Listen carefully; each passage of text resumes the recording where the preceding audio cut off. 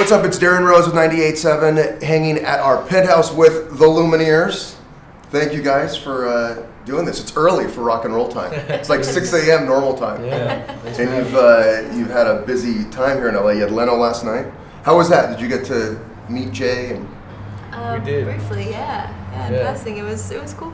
Yeah. They take good care of their guests there. Yeah. Quick story. First time I saw you guys was at South by Southwest, and was that the first time you guys played? What show did you see? Well, that's like 12 of them. I know you did. So I got there, and you kind of meet people, and you're like, hey, who do you like? And I'd seen a couple bands that really impressed me. And I was talking to this guy, and he's like, one band you got to see while you're here, the Lumineers. So the next day, I saw you play The Lawn at Four Seasons. Do you remember that one? It was a morning show. It was probably about this time. Oh, yeah. Yeah, it was a brunch. I remember we got there and there was all this amazing food that we couldn't eat because we had to play a show and then we had to go to the next show. I remember that vividly, that show. I remember having to sneak in that gate. That guy wouldn't let us in. I remember thinking, wow, this food looks so weird good. Morning, And then we got shooed away. How did you guys, you've had a bunch of stuff over the last couple days. You said South by, you played a bunch of shows. How do you guys hold up? How do you garner that stamina? Coffee. Yeah? It's definitely a work in progress. Some days are better than others, but just really taking care of your downtime and holding that very precious. Yeah. Getting as much rest as you can. So individually, what are your music backgrounds? I grew up just playing drums and piano and really into electronic music and stuff that's different than the Lumineers, but it's something I bring to the table with ambient stuff and I don't know, stuff like that.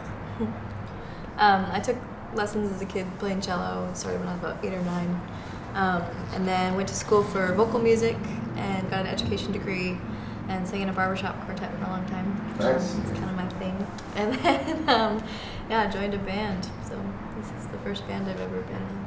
Really? Yeah. Yeah, and I was mostly just doing stuff on my own, singer-songwriter type stuff, writing a lot of songs.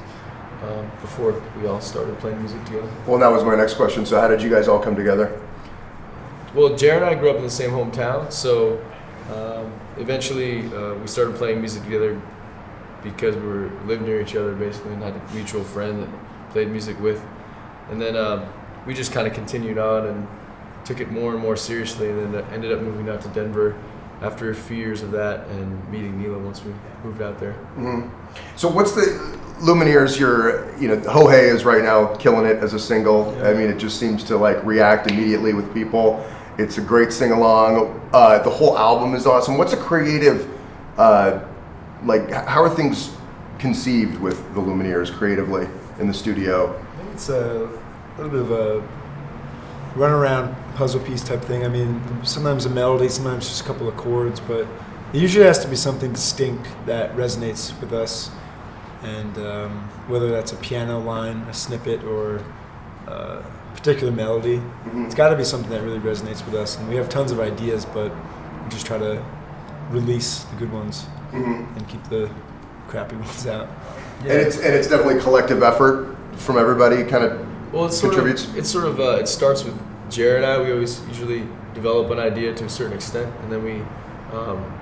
Neela's been with us by far the longest. She's one of our founding members. So we bring it to the group once it gets to a certain level of development, I guess you could say, where we feel like it's worth building on.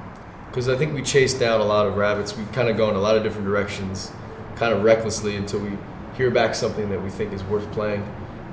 So for every good idea, there's probably 3 to 5 bad ones that we just see through. Like crazy people until something we feel like is working. Yeah. And what's the story behind Ho Hey? What do you mean? Well, I mean, how did that, either lyrically or musically, or do you remember where you guys were when that song started to come about? I think for us, the funny part about Ho Hey is that the hoes and the hays weren't really supposed to be in the song, the recording song. I think we used it as a tool live to really get people's attention. Yeah. When we tried to record it, it sounded kind of annoying. We didn't record it properly, the hose and the haze that is, but we were like, people are going to get really sick of this. Maybe live it can become a cool live niche, but the record, I don't know if it's going to work with. Yeah. We recorded it for about 3 months on our own, and didn't have Hose and Haze in it. And then we put them in there, and it kind of glued the track together.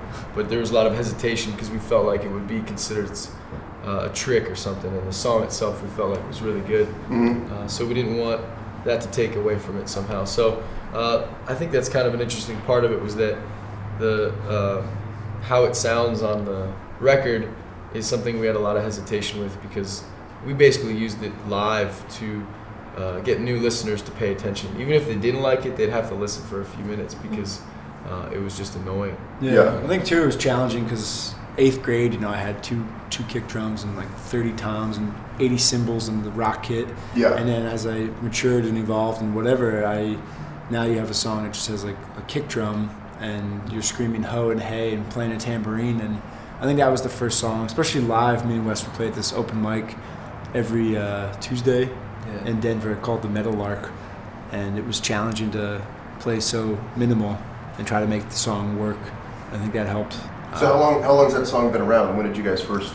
Probably like- 09 or is it written maybe in 09? like 3 years coming up this year at some point. Is that weird for you guys? You're like, this is an old song, man. We've been Kind playing this of. forever, and now everybody else is singing along. But it's cool that now that people are hearing it, because we're proud of it, and it's not like, oh, that's old, therefore it's bad, or why didn't people get it back then? I mean, we're really happy that even if it is old. We made a lot of recordings, and it's good to say that we definitely took our time picking out the tracks for this record, because it's our debut, but we've written a lot of songs and we've done a lot of home recording. So I think what we had in mind was, if this record does well, that means we'll be touring on it for a little while.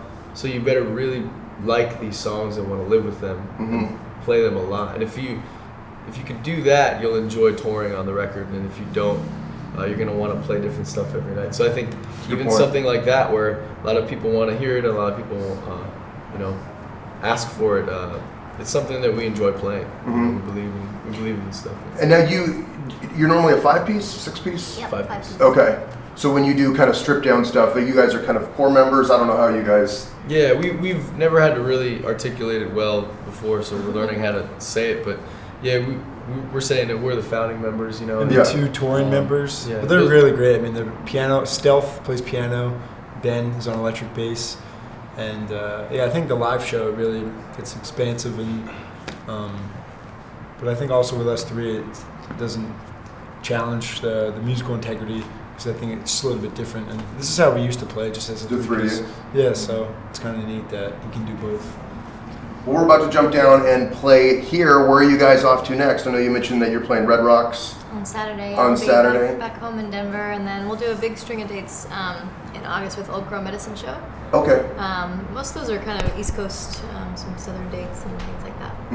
One question I wanted to ask you guys before we get out of here: how would you describe? I know everybody tries to kind of put music or a sound or a band in a box, in a particular genre, but someone who just had never heard of you, how would you guys describe what you do or your sound? Yeah, but then you're asking us to put ourselves in a box. Yeah, no, but that's where it's a tricky question. I would say I would love it if people would listen. You know what I mean? Because it's kind of hard to discuss and articulate. I'd just love it if they put the record on and gave it a chance. Orchestral folk, is that what you're saying? Pretty much, yeah. What did you say? Orchestral folk. Orchestral folk. Perfect. I love it. Thanks, the Lumineers, so much for coming by. I mean, I know you've had a busy time here in LA, and looking forward to seeing you play. Yeah, thanks for having Thanks, us. guys. Yeah, appreciate it.